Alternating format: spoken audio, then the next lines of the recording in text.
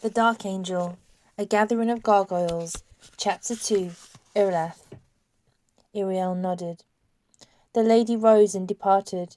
Iriel sat alone once more in the high palace room. Night's shadow came running, swept over the city. The chamber was suddenly dark. The sea beyond gleamed restless by starlight, reflecting its own inner fire. No Oceanus rode the heavens. That planet like a fixed blue eye had slipped beneath the rim of the world before she and Irolath had reached Isthmus. She gazed at the dark between the stars and had an eerie sense of something unfinished, some task left undone. She felt as though she had lost something. Iriel arose, leaving the bandolin, and crossed the smooth stone floor to the hall. Hurrying down the long empty corridors, she found a door into the garden. Winding paths there lost themselves amongst hummocks of plume grass, bee's wing, and cat's toes. Iriel found herself at a stream's edge, suddenly, and heard someone calling her name. Glancing up, she spotted the lady's 6 second-born sons under the lace willow trees. These were the sons she had borne after Irlath, after the Averic king had set her aside and she had returned to Isthmus. "Sister!" cried Arat and Na. "Iriel!" They were the oldest two, 20 and 21. They stood in their long gowns of black and red, fists upon their hips. Cyril and Lern, birth brothers, both 19, sat before on cushions of pale blue and green. "Come," they cried, rolling up their gilt-edged scroll. "We are weary of tales out of books." Scholarly Poton, 18, knelt alongside. "Tell us one of your own," he bade her. "Or we shall die," finished Hadin, the youngest at 17, sprawled in his yellow robe, chin resting on his palms. Iriel could not help smiling. Lern and Cyril moved apart to let her sit between them. "Tell us of Ravanna," Poroton said. Iriel sighed. Did they never tire of the tale? It had been barely a year since she learned it herself. How in ancient days, old ones of Oceanus had plunged across deep heaven in chariots of fire to waken this, their planet's moon, to life, to fashion beasts and herbs and people for it, to bring it moisture and air. Then after a time, the ancients had gone away again, back to their blue world of water and cloud, only a few remaining behind, shut up in their cities of crystal glass.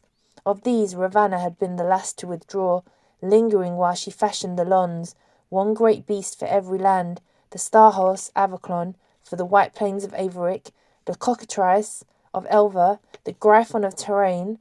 These Lons, the wardens of the world, were to watch and guard their maker's steed, until some unknown future time when Ravanna promised to return.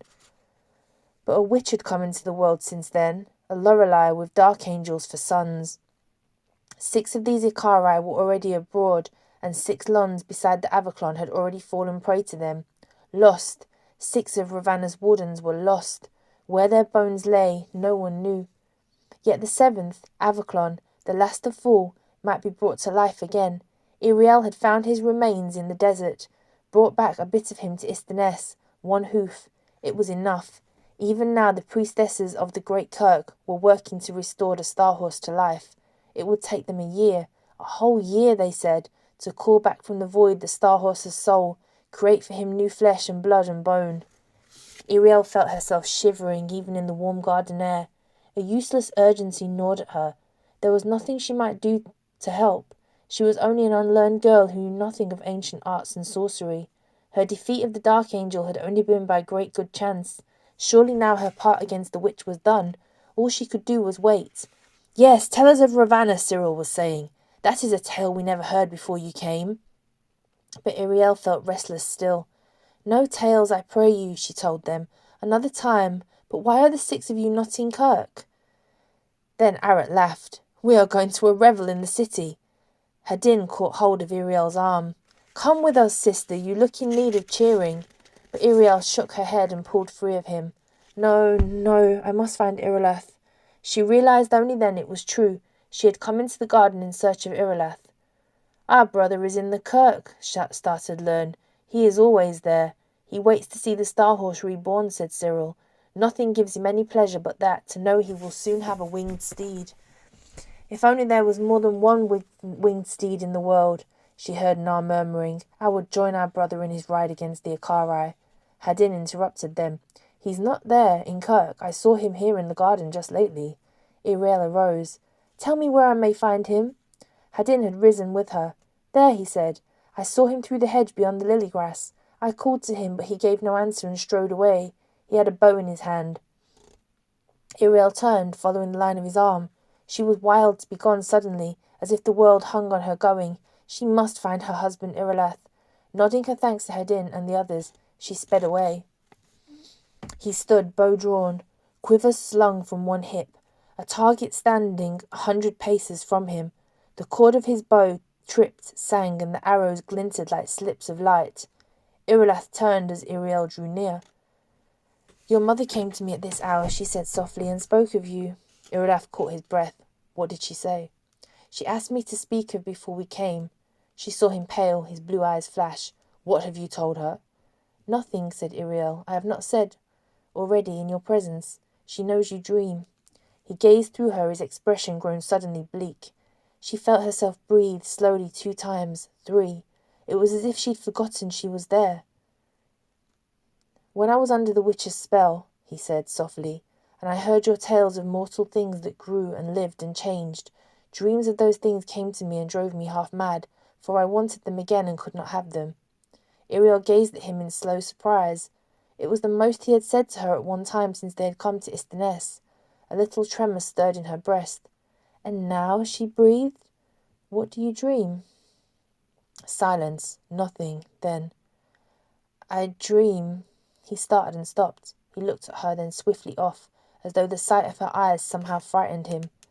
No, he whispered, I will not say. Iriel clutched her fingers together and drew nearer. Do you dream, she began. Do you dream now you are among the living things, again, of the Lorelei's house? He let out his breath, almost a groan. Her house is cold, said Irileth, so very still. Nothing changes there. No sound but silence there, or din. No music save her strange crooning. Her house is made all of crystal stone, so dry that the garments brushing against it cling. It will take the skin from your fingers if you touch it. He had closed his eyes, and Iriel shook her head. You are in your mother's house now. You're not in the White Witch's house any more. When I was young, said Irileth, the Lorelei called herself my mother. She laid her cold hand on my breast and called me son. His face looked haggard in the starlight. You are no longer hers, cried Iriel. I unmade that dark angel. There are times, he muttered, when I wish you had told the Lady Silver all at the start, saved her wondering and me this pretense. He spoke through gritted teeth. She does not know me. Iriel looked at him. She felt as if she were falling endlessly away from him, and her eyelids stung. You are her son. You do not know me, he almost spat, gasping as though he were strangling. My husband, she managed, her voice a faltering creak. Her eyes were fierce and blue as lamp wicks burning low and starved for air. Am I? He cried. Am I that, Iriel? Do you think a wedding toast can make it so? He strode hard away from her. Then, not looking back, Iriel held herself very still. Her heart felt suddenly all made of stone, and if she moved too quickly or breathed too deep, she was afraid it might fall into dust. She watched him wrenching the darts from the far target. When he swung around, he started seeing her, and she realized he had expected her to go. He came on after a moment, his garments pale, gleamed against the night. For a moment she half believed he was the Dark Angel again. A frown passed over his features as he neared her. That broke her out from her motionlessness. She whirled, and he cried out, Wait! She halted suddenly from sheer surprise, feeling his hand upon her arm. It was the first time he had touched her since they came to Istaness. You weep. His tone was much softer now, his breath not steady yet. Iriel blinked, and only then felt tears spilling warm along her cheeks. Iriel, he said. Iriel, don't weep. She hardly heard. Dismay made all her limbs feel light. She tried to speak, but the words choked her and came out in sobs. She felt the prince's hand upon her tighten.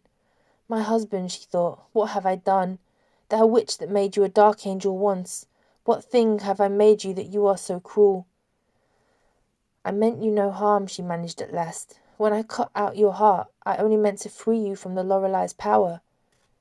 She could not look at him. Her whole frame shook. Not your bride, she gasped. I see that now. What am I then? Your tormentor? He said something. He was bruising her arm. Is that why you loathe me? She cried. She pulled free of him, fleeing across the huge and starlit garden. Airy and lush it sprawled. She could not find her way, found herself longing wildly for the west, and the pale ghost light of Oceanus overhead. These eastern lands to which she had come were altogether a darker and more shadowy place. If Urlath called out after her, she did not hear him. She did not want to hear. She put her hands over her ears, and she ran.